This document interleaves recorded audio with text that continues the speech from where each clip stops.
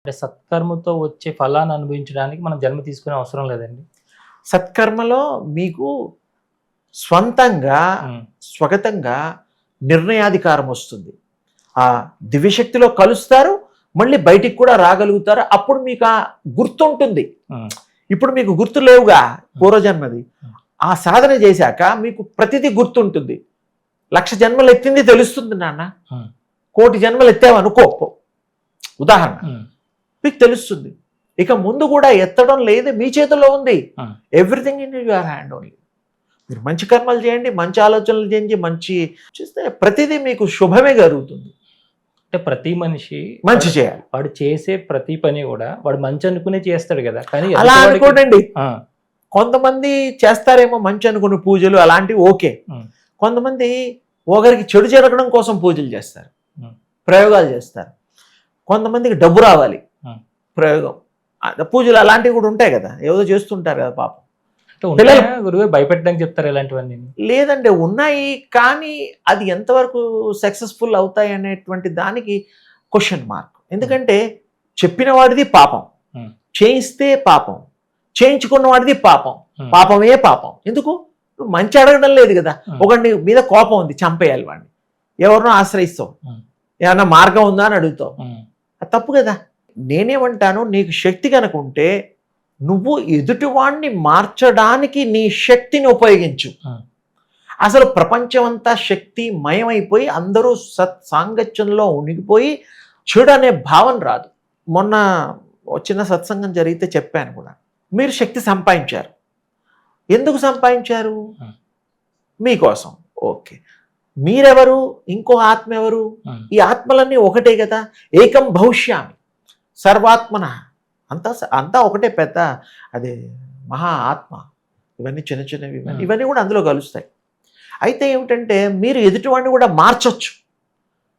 అక్కడ వచ్చేసరికి ఇంకో క్లాస్ ఏం చెప్తున్నారంటే, ఈ పుస్తకాలతో కొంచెం ఇబ్బందులు కూడా ఉన్నాయి.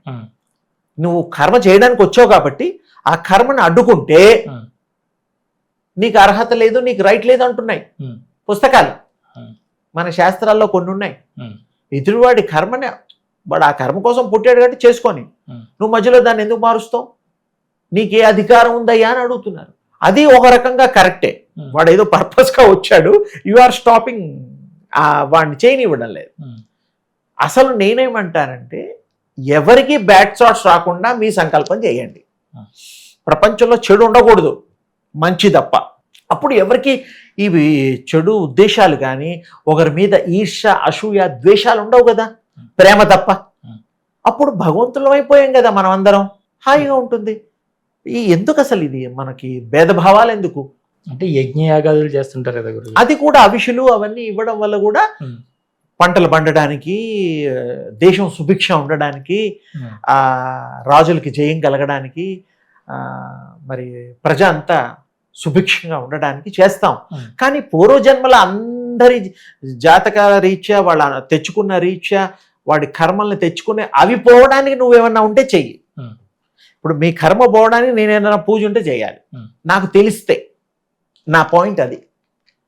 నేను వాటి కోసమే ఇప్పుడు ఈ యొక్క దివ్య విశ్వ శక్తి, ఈ యొక్క పరివార ప్రచారం అనేటువంటి దీంతో అందరికీ ఆ శక్తి స్వీకరించడం కోసం ఆ చిన్న చిన్న టెక్నిక్స్. ఇప్పుడు 40 రోజులు ఉండమంటే ఉంటాడండి? ఒక గంట కూర్చోమనండి. ఈ రోజుల్లో మోకాళ్ళ నొప్పులు, ఆ నొప్పులు, ఈ నొప్పులు, ఆరోగ్యం బాగాలేదు కదా. అందుకని వారికి అనుకూలమైన, ఈజీగా ఉండేది మీరు గనక నేర్పించి ప్రాక్టీస్లో వాడికి పెట్టగలిగితే చాలా బ్రహ్మాండం. అంటే మిమ్మల్ని అడిగితే మీరు చెప్పింది ఒక సూర్యోపాసన ఒకటే చెప్పారు కదా. అంటే నాకు అది అన్నిట్లో తేలిక అనిపించింది. సూర్యోపాసన, శక్తోపాసన రెండు ఒకటే. నేనేం చెప్పాను? కళ్ళు మూసుకోమన్నాను, చూసింది గుర్తు చేసుకోమన్నాను. ఆ గుర్తు చేసుకుంది మీ బాడీ అంతా కూడా ప్రవహిస్తుంది, ప్రసారం జరుగుతుంది అన్నాను. మీరే శక్తి వైద్యులు అవుతారన్నాను. మరి ఆ టైంలో మీరు చేయగలిగాలి కదా. రోజంతా ఎన్ని గంటలు చేస్తారో చేయండి, ఇన్ని గంటలు అన్ని గంటలు చేయండి. తినగ తినగ వేము తీయనుండు అన్నట్టుగా మొదట్లో మీకు ప్రాక్టీస్ కష్టం అవ్వచ్చు, అది అమృత తుల్యంగా అవుతుంది. అసలు మీకు టైంతో పని ఉండదు, వేరే వ్యాపకాలు ఉండవు. ఆ వ్యాపకం కూడా ఎందుకు? తినడానికి, ఆ 2 రూపాయలు సంపాదించడానికే కదా మనిషి. ఇంకెంతగానో ఇల్లు కట్టుకోవడానికి, బట్టలు, కారు, బంగారం కొనుక్కోవడానికి, ఇంకేమన్నా ఉందా? ఏమీ లేదు. అది కొనుక్కో, 10 కోట్లు సంపాదించుకో అబ్బాయి, 100 కోట్లు, ఇంకా లక్షల కోట్లు అవసరమా? మన పొట్టలో ఎంత పడుతుంది, ఎంత త్రాగగలుగుతాం, ఎంత తినగలుగుతాం, ఎన్ని బంగారు నగలు వేసుకోగలుగుతాం? ఇప్పుడు అంటే మీరు చెప్పిన లక్షల కోట్లు ఆ పర్సంటేజ్ అనేది ఒక 1% ఉంటుంది ఈ ప్రపంచ జనాభాలోని. 1% కూడా అనుకో ఉండదు. కానీ మిగతా వాళ్ళందరూ సామాన్యులే కదండి. ఆ సామాన్యులకు వాళ్ళ దైనందిక జీవితంలో దైవ శక్తిని పొంది వాళ్ళు ఏ పని చేసినా ఇంటి వాళ్ళ కోసం, తన కోసం, ఉద్యోగం కోసం, వ్యాపారం కోసం, ఏదన్నా ఊరు వెళ్తే తిరిగి క్షేమంగా రావడం కోసం, ఇతరుల క్షేమం చూడడం కోసం, అల్లుడు, కూతురు, మనవడు, మనవరాళ్ళు అందరూ బాగుండడం కోసం సంకల్పం చెయ్యి.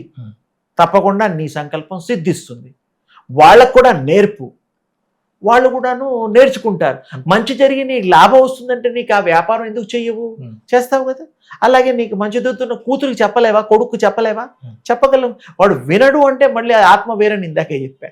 అయినా కూడా కొంచెం ప్రయాసపడి వినేటట్టుగా మనం వాడిని, ఎందుకంటే ఈ శరీరాలు పంచిచ్చాం కాబట్టి. మూల చైతన్యం నుంచి వచ్చినటువంటి ఆత్మ ఇన్ని ఆత్మలుగా రూపాంతరం చెందింది కదా, అంటే అదే శక్తి ఇంకోటి, అందులో ఇంకోటి కూడా ఉంది. ప్రతి దానికి ఇండివిజువల్ మైండ్ ఉంటుంది. అందుకనే అవి దాని ఇష్టం వచ్చినట్టు చేస్తున్నాయి. లేకపోతే గురువు గారు ఏం చెప్తే అది ఫాలో అయిపోతే ఫాలోవర్, లీడర్ ఉండేవాళ్ళు. ఇప్పుడు ఫాలోవర్, లీడర్ లేరు. చెప్పినవాడు మాట వినేవాడు ఎవరు? ఎవరి పిల్లలు ఎవరి మాట వింటున్నారు? అంతెందుకు మన మాట మనమే వినం. ఎందుకంటే మన థాట్స్ అంత బలీయమైనటువంటిది, చెయ్యనివ్వదు. అందుకోసం ఈ యోగం వల్ల, యోగం ఉచితే, అంతకంటే గొప్పది లేదు. చేస్తూ ఉంటే మెల్లిమెల్లిగా థాట్స్ పోతూ ఉంటాయి. ప్రాక్టీస్లో వస్తాయి. ఒక గంపెడు లేకపోతే ఒక సంచి అన్ని థాట్స్ ఉన్నాయనుకో, రోజు ఒక్కొక్కటిగా తీసేయండి, తర్వాత సంచి ఖాళీ అయిపోతుంది. మీకు ఎన్ని థాట్స్ ఉన్నాయి? కొన్ని ఉంటాయి. ఒక సంవత్సరం సరిపడా థాట్స్ ఉన్నాయనుకోండి. ఇన్ని లక్షల సంవత్సరాల నుంచి థాట్స్ వస్తూ వస్తూ అవన్నీ మారి మారి ఇప్పుడు ఏమైంది, కొన్ని థాట్స్గా మిగిలిపోయి, ఆ కొన్ని థాట్స్ని కూడా మీరు సశేషంగా, విశేషంగా భస్మీపట్లం చేయొచ్చు ఏకాగ్రత వల్ల. యోగంలో ప్రాక్టీస్లో ఫస్ట్ థాట్స్ మానేస్తారు, థాట్స్ పోతాయి, తర్వాత విశేషమైనటువంటి తేజస్సు వస్తుంది.